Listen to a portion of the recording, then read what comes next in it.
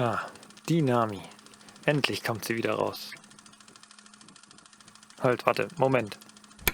Warum denn raus? Was genau hier vor sich geht, findet ihr in dieser Folge heraus. So, heute geht's der Toilette an den Kragen. Ich hatte ja vor einiger Zeit festgestellt, beim Überwinterungszeug rauspumpen, dass eventuell unser Toilettentank nicht ganz dicht ist. Das heißt, wir müssten jetzt mal prüfen, ob das auch so stimmt, was mir widerfahren ist. Oder ob das vielleicht ein Rohr ist oder irgendeine Dichtung. Das wäre natürlich schöner für uns, wenn es ein Rohr undicht ist, weil das super schnell zu wechseln ist. So, wir machen jetzt unseren Probeurin mal rot für unseren Toilettentest. Rot wie Blut. Das hat sie nicht geschnitten, aber das so. Oh Gott. Okay, wir färben damit. Es muss vor der YouTube-Folge stehen, contains blood. Fake blood. Auch nicht zu viel. Jesus.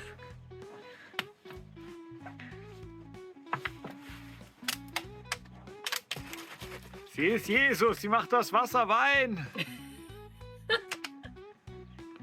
So, jetzt geht das Ganze in die Toilette. Und Doro ist auf der anderen Seite und prüft, wo es alles überall raussprudeln kann, unser Probeurin. Noch ein bisschen Winterungszeug ist drin. Aber ich gebe jetzt unser rotes Pipi rein. Ein bisschen den Schmodder mitnehmen. Na, der Schmodder ist hart.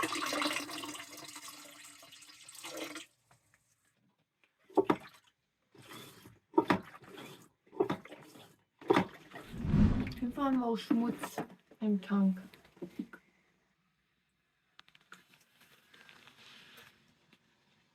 Jetzt da hinten ist ein bisschen nass. So, unsere Idee mit der Lebensmittelfarbe war, dass man das dann schön sieht, woher das alles kommt. Aber wir haben festgestellt, erst wenn es trocknet, sieht man das so ganz leicht. Gott, man sieht es nicht mal auf dem Video. Das ist hier rot. Naja, dann müssen wir das jetzt anhand der Feuchtigkeit feststellen. Wir waren gestern mal an unserem Klotank und zu gucken, ob er nicht ganz dicht ist, und das ist heute das Ergebnis. Alles rot. Das ist definitiv nicht dicht. Es wäre die Überlegung, wenn der Schweißer da ist, ob er uns schnell schweißen könnte, aber wir müssen natürlich rausfinden, wo das Leck ist. Dazu müssen wir den Tank ausbauen. Yay!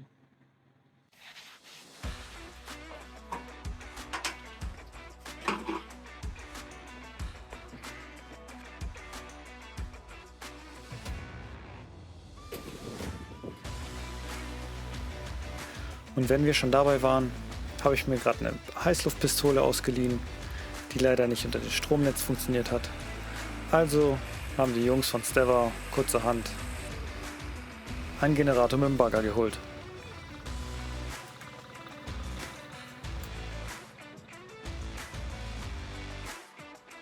Dann habe ich mit dem Heißluftgerät den Schlauch erhitzt und dann habe ich das über den Fitting ziehen können. Okay, Elektro-Time! Ich will euch nicht zu sehr langweilen. Ja, vor allem hatten wir gefühlt hunderte Folgen davon. Wir haben uns jetzt einfach neue Kabel gekauft für die Lithiumbatterie. Da schließen wir viele Sachen dran. Krimpen das Ganze, und was neu für uns dazu kommt, sind Schrumpfschläuche. Die habe ich bei einem gekauften Gerät gesehen und dachte, das ist eigentlich eine nice Idee. Das machen wir auch.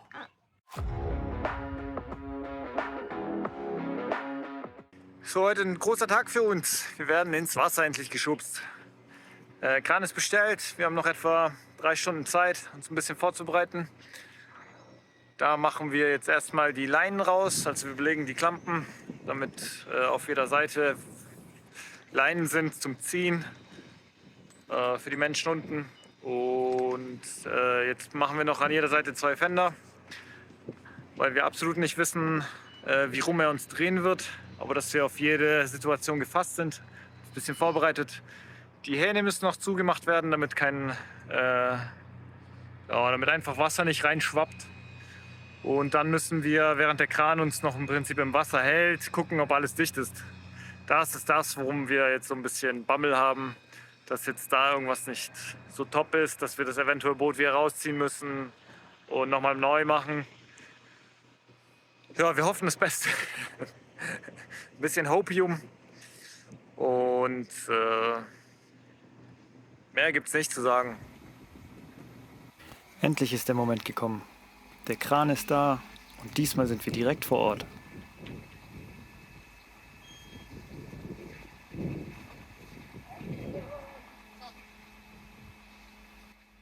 Zu viel gezogen, du ziehst zu viel. Die Anspannung ist greifbar, denn Oh. obwohl wir alles vorbereitet haben, bleibt dieses nervöse Kribbeln.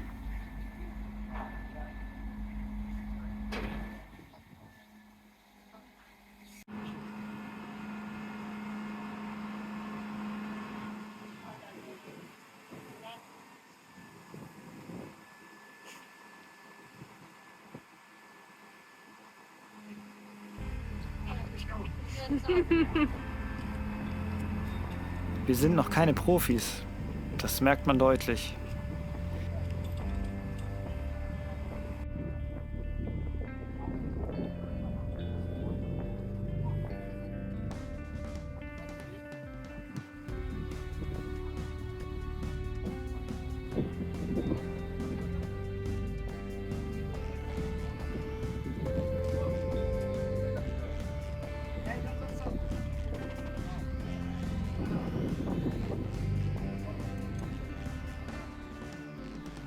Dann hebt der Kran langsam die Nami an.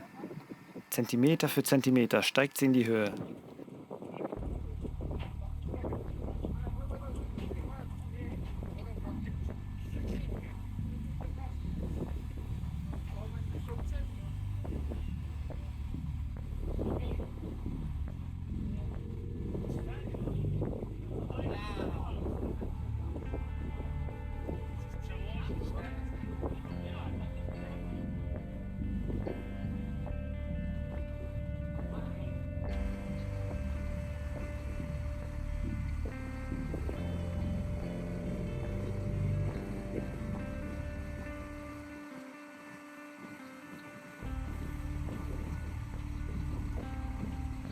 Die Zeit scheint stehen zu bleiben, während das Boot vorsichtig ins Wasser gleitet.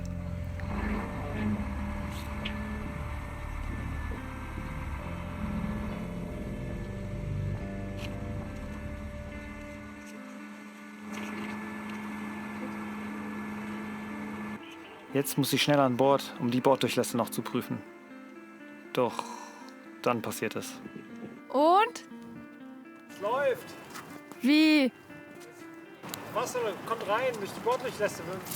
Es geht, wir müssen das Boot rausholen. Oh Mann. Ich habe festgestellt, bei der Kontrolle, 2 Borddurchlässe lassen ordentlich Wasser rein. Somit muss die Nami wieder raus.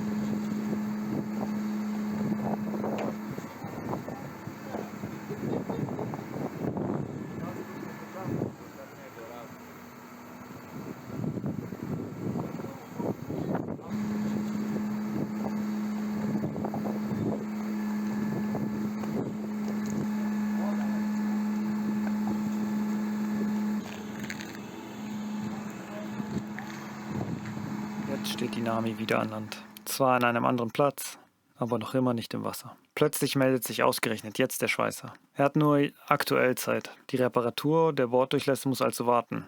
Der Druck steigt. Wir müssen schnell entscheiden. Priorisieren wir die Reparatur oder riskieren wir, den Schweißer zu verpassen? Es scheint, als würde das Timing erneut gegen uns spielen. Wir sind hin und her gerissen, doch am Ende entscheiden wir uns, den Moment zu nutzen und die Reparatur vorerst hinten anzustellen. Es fehlt noch etwas Entscheidendes. Okay, wir haben festgestellt, wir brauchen auf jeden Fall einen Geräteträger. Das hat uns Marek eine Firma genannt, aber leider ist die pleite gegangen. Und kurzerhand haben wir beschlossen, wir projektieren das Ganze selber. Wir haben währenddessen dann A4-Stangen geholt aus Rostfalmstahl. Und wir haben noch so Plättchen besorgt, auf das Ganze montiert wird, und noch einen Schweißer. Beim Schweißer ist es jetzt so, der kommt jetzt demnächst und wir machen das dann zusammen. Wir hoffen, er kann uns noch die restlichen Fragen beantworten. Und dann sind wir gespannt, ob das Ganze auch hält und stabil ist, so wie wir es uns vorstellen. Weil ich meine, wir haben noch nie einen Geräteträger konstruiert. Dann ging die Arbeit auch schon los. Frantek, unser Schweißer, hat als erstes die Stangen zurechtgeschnitten und vorbereitet. Er kürzte sie mit dem Flex und schweißte sie anschließend zusammen. Währenddessen hat Doro die Metallplättchen markiert, die später als Füße dienen werden. Dann waren wir an der Reihe. Abwechselnd haben wir die Schweißnähte geschliffen. Eine Aufgabe, die Geduld und Präzision verlangte.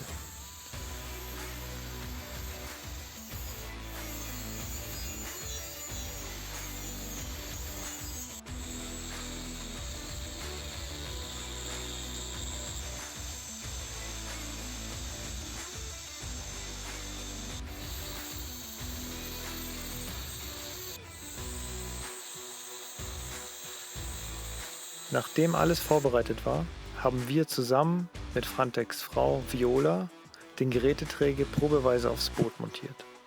Schließlich haben wir den Rest selbst geschliffen und den Träger an Ort und Stelle festgeschraubt.